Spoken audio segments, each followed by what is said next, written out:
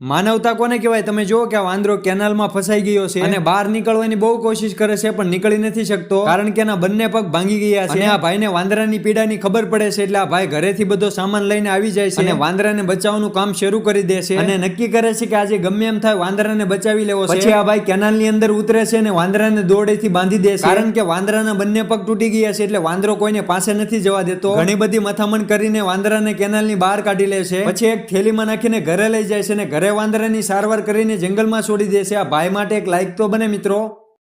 માનવતા કોને કહેવાય? તમે જુઓ કે આ વાંદરો કેનાલમાં ફસાઈ ગયો છે અને બહાર નીકળવાની બહુ કોશિશ કરે છે પણ નીકળી નથી શકતો, કારણ કે એના બંને પગ ભાંગી ગયા છે. અને આ ભાઈને વાંદરાની પીડાની ખબર પડે છે એટલે આ ભાઈ ઘરેથી બધો સામાન લઈને આવી જાય છે અને વાંદરાને બચાવવાનું કામ શરૂ કરી દે છે અને નક્કી કરે છે કે આજે ગમે એમ થાય વાંદરાને બચાવી લેવો છે. પછી આ ભાઈ કેનાલની અંદર ઉતરે છે અને વાંદરાને દોરડેથી બાંધી દે છે, કારણ કે વાંદરાના બંને પગ તૂટી ગયા છે એટલે વાંદરો કોઈને પાસે નથી જવા દેતો. ઘણી બધી